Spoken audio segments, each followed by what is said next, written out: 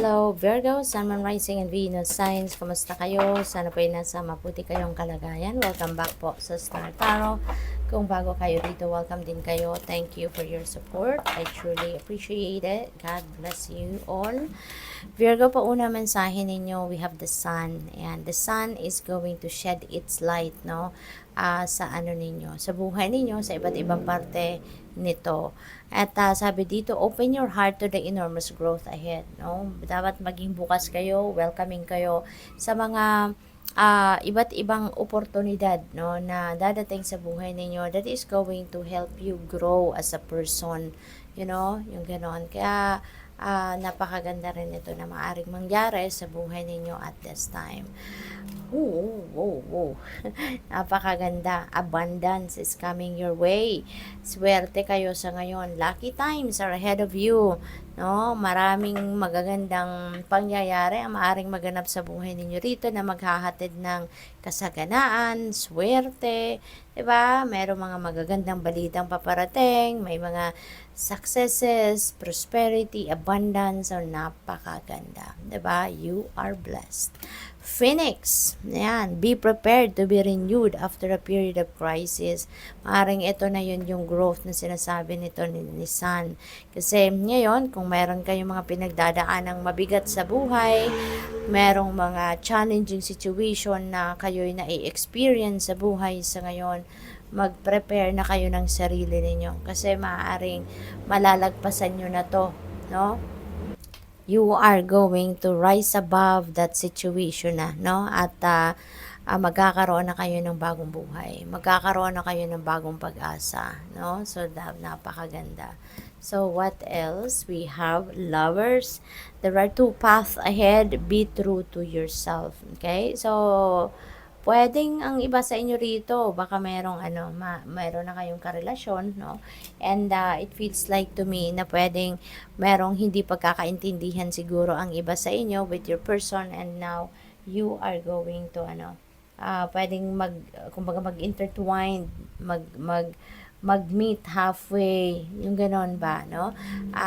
Kayo, kaya maaaring magkaintindihan din kayo, magkaayos, magkausap, no? So, kailangan lang na i-express ninyo kung ano talaga yung nilalaman, no, ng puso ninyo, i-express ninyo kung ano nilalaman ng damdamin ninyo, okay? Kung ano nilalaman ng isip ninyo, alright? So, tignan natin kung ano pa ang ganap dito for some of you. Nakamix yung yung ibang cards dito na mix. So, yan. So, tignan natin kung ano pa ang ganap dito for some of you, Virgo.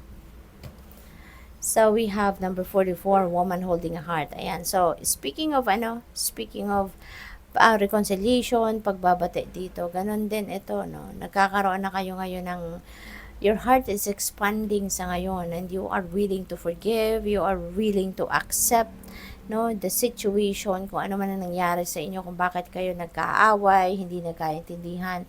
Sa ngayon, mas maiintindihan mo na ito. Sa ngayon, malilinawan ang inyong isipan na sa ngayon, kaya maaaring handa na talaga din kayong mag-forgive, handa na kayong magpatawad, handa na kayong makipag-usap, no, at makipag-ayos, no? So, good luck sa'yo.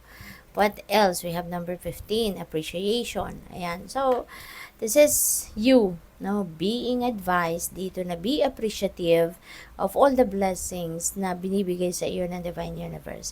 Maaari kasi ng iba sa inyo baka nakakalimot magpasalamat, baka ang iba sa inyo nakakalimot na mag-appreciate, no, ng kung ano man ang mga biyayang binibigay sa iyo ng Divine Universe. Nakakalimot na magpasalamat doon sa kung ano man ang mga pangyayari, no, na nag-unfold sa buhay ninyo. Diba? This is a very beautiful reminder. Kasi kapag tayo'y marunong magpasalamat, marunong mag-appreciate, no, mag-acknowledge ng mga blessings na binibigay sa atin ng universe, parang parang hawak-hawak natin ng susi dyan para sa pagbubukas ng floodgates of more abundance, of more prosperity, no, na paparating sa buhay natin. Mas marami pang ibibigay sa atin ng Divine Universe, no?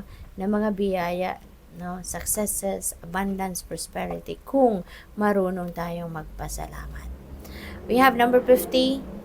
Angel of Strength is here, para kayo ay tulungang maging malakas, maging matatag, no? This angel of strength is going to help you activate your inner strength and courage, no? Sa puso ninyo para matutunan ninyong harapin or magkaroon kayo ng lakas ng loob na harapin kung ano man ang mga sitwasyon ninyo sa buhay, ano man ang mga laban sa buhay na maaring nandiyan dyan, hamon, 'di ba, na dapat ninyong harapin. At kaya siguro kayo, you'd be able to solve your problems, you'd be able to see the light at the end of the tunnel dahil, 'di ba, sa tulong ng Panginoon, sa tulong ng Divine Universe, and with the strength ninyo and courage na malagpasan, no? Pagsikapan, malagpasan mga problema. O kaya kayo magtatagumpay dahil diyan din, no? Aside from the help, no, of the divine sa'yo para malagpasan mong problema, mahanap mong solusyon, maaari talaga din, no, na nagpapakatatag din kayo, no? Tibayan, or kumbaga ginising na ninyo yung inyong tibay ng loob. Kaya you'd be able to surpass the problems. We have the thinking man. Ang iba siguro sa inyo dito, you are strategizing, you are making plans.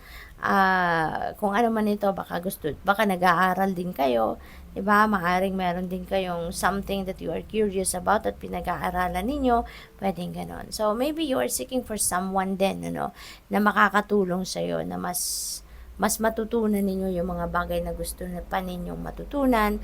Maaaring ang iba din sa inyo is helping or looking for someone na talagang magkakaroon din ng you're looking for someone na makakatulong din sa inyo na madiskubre kung ano man ang mga bagay na gusto ninyong madiskubre or gusto ninyong maging mas magaling pa kayo sa siguro mga talents, skills, or gifts ninyo, yung ganon, no? So, good luck.